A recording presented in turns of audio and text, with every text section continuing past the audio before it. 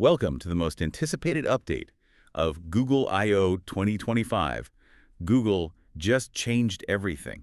Listen to this podcast and learn what you have missed. It really does feel like that, doesn't it? Like a huge shift. This wasn't just, a few updates here and there. No, not at all. It No. felt significant. You look at the sheer volume of stuff they announced, and yeah, everything changed. Kind of sums it up. And it seems like it all boils down to maybe 3 big themes running through everything. Yeah, that's what I was thinking. Intelligence, first off. Right. A huge leap there. Then these AI agents becoming, well, actually useful. Mm-hmm. And finally, personalization, like really personal. Exactly. So let's dig into that. What does this all mean for you listening? Okay, let's start at the source, the engine behind it all, the Gemini models. Wow. Yeah. The progress there is it's staggering. They threw out that ELO score number up over 300 points since the first Gemini Pro. That's not just getting better, that's like a whole different league. It really is. And you see it with Gemini 2.5 Pro basically sweeping the El Arena leaderboard. Right. For anyone unfamiliar, that's like a big deal in the AI world. It's based on real user feedback comparing models. So topping that chart suggests people really feel it's better. And it's not just general smarts. The coding side is, well, really strong too. #1 on the web dev arena, yeah.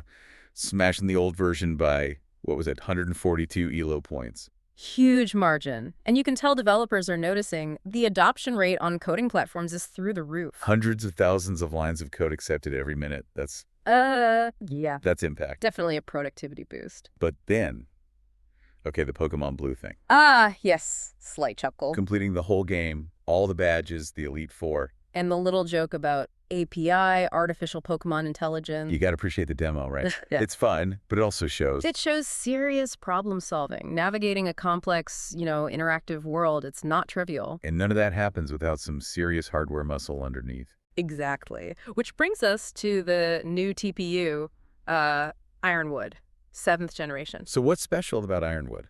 Well, it's built from the ground up specifically for this kind of AI thinking, for inference, but at a massive scale. They're talking 10 times the performance. 10 times. Yeah, it's a huge jump, tailor-made for these kinds of workloads. And crucially, it's not just for Google's internal use. Right. They're opening it up to Google Cloud customers later this year. That could really shake things up for businesses building AI stuff. Absolutely. Better infrastructure means faster models, better price performance for everyone. You see that reflected in Gemini holding the top 3 spots on El Marina for output speed, for tokens per second. The scale is just hard to wrap your head around sometimes.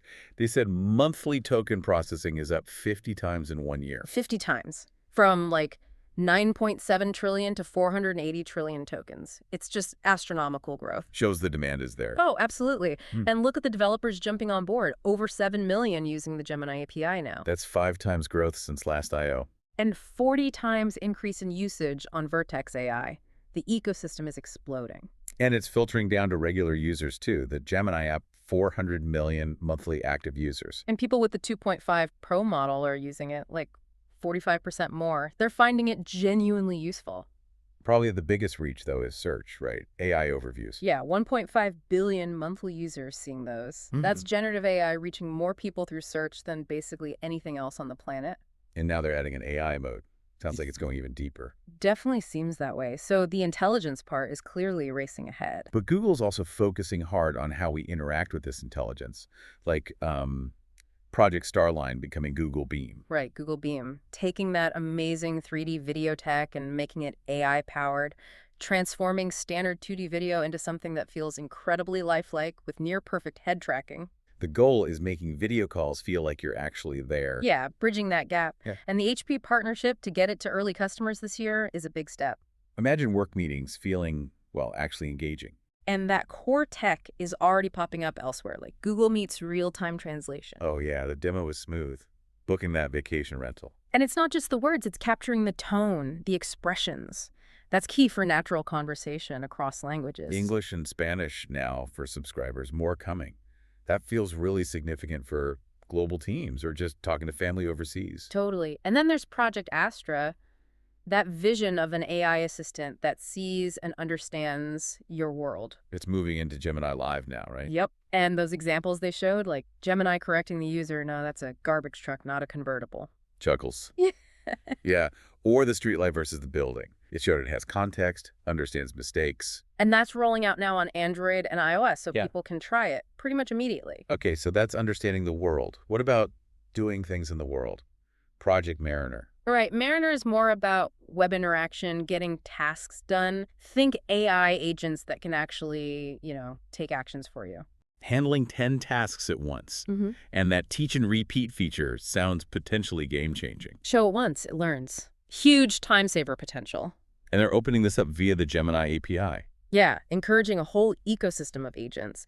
And they're working on open protocols, like an agent-to-agent language and compatibility with Anthropic's protocol, MCP. MCP, Model Context Protocol. Exactly. It helps these different agents talk to each other and share information securely.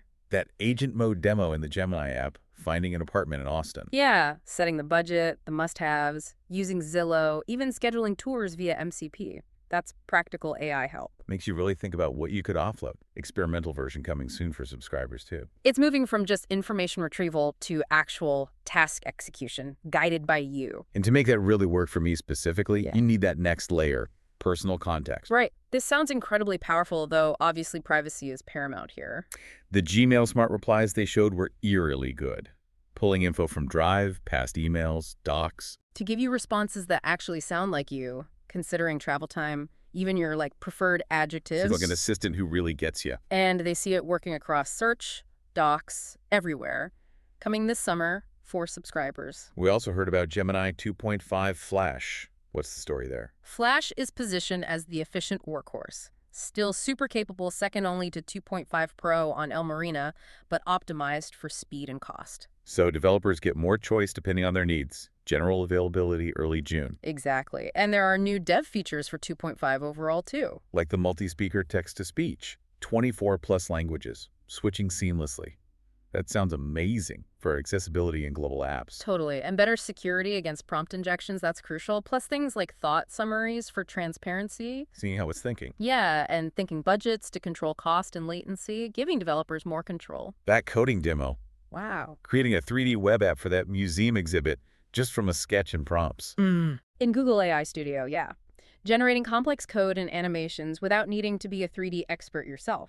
That's democratization. And adding multimodal questions and audio with Flash integrated. Yeah. Very slick. Plus, Jules, the asynchronous coding agent, is now in public beta. Right, handling stuff like updating Node.js versions in minutes. Developers must love that. Oh, for sure. Then there was Gemini Diffusion. Bringing diffusion techniques, usually known for images, to text generation. Yeah, the idea is faster, more efficient editing, especially for tricky stuff like math and code. 5 times faster than 2.0 Flashlight, they said, with similar coding ability.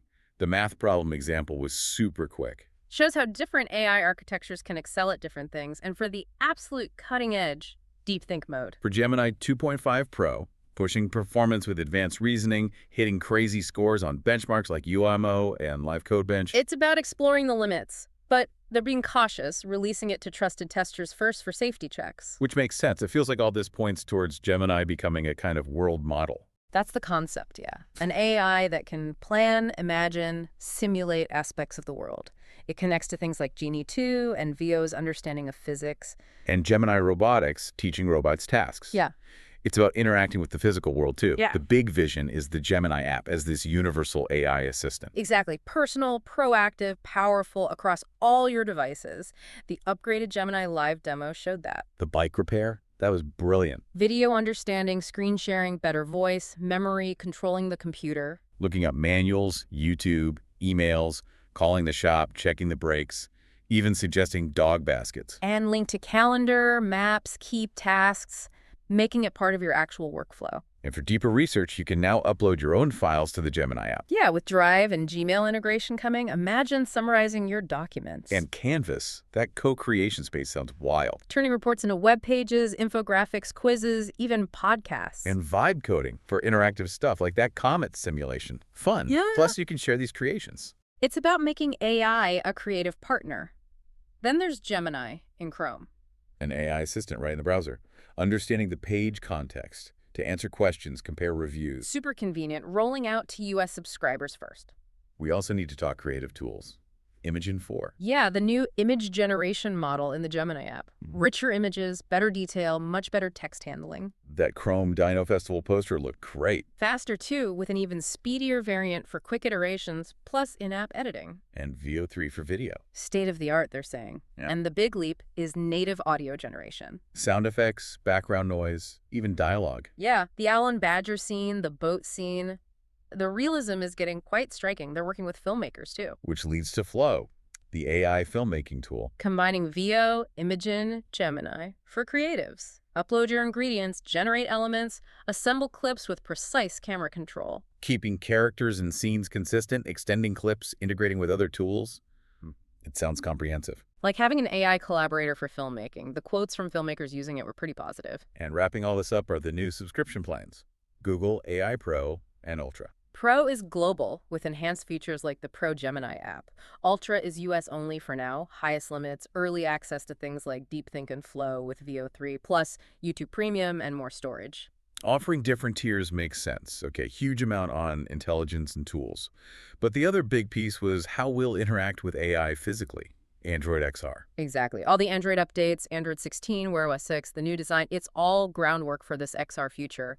Android as the best platform for AI experiences. Across phones, watches, cars, TVs. And now, Android XR, a new platform specifically for the Gemini era, supporting headsets, glasses, recognizing different devices suit different needs. The partnerships with Samsung and Qualcomm are key here. And building that developer community. We saw some early results, too. Gemini on headsets, Samsung's Project Muhan, that infinite screen idea, maps in XR, chatting with Gemini about what you see, like being at the baseball game. Super immersive. But then there are the glasses. Android XR glasses. Lightweight, all-day wear, camera, mics, speakers, optional display. Hands-free Gemini right in your view. The live demo they did backstage was, well, pretty compelling. Nishta getting a text, identifying the Counting Crows photo, playing your music. Remembering the coffee shop name, showing maps photos, turn-by-turn directions appearing in her vision. Sending a calendar invite by voice. Sharam using his as a teleprompter. It felt less like sci-fi and more like something actually useful, you know? And the live translation. Yeah. Nishta speaking Hindi, Sharam speaking Farsi, real-time English captions. That was bold. And it worked. Imagine that for travel or international collaboration. So Samsung's partnership extends to glasses now, and there's a software and reference hardware platform. Plus partnerships with actual eyewear brands, Gentle Monster and Warby Parker. Making them stylish, something you'd actually wear. That's critical. Tech people wear versus things everyone might wear. Prototypes are out with testers, dev tools coming later this year. It feels like it's moving fast. Wow.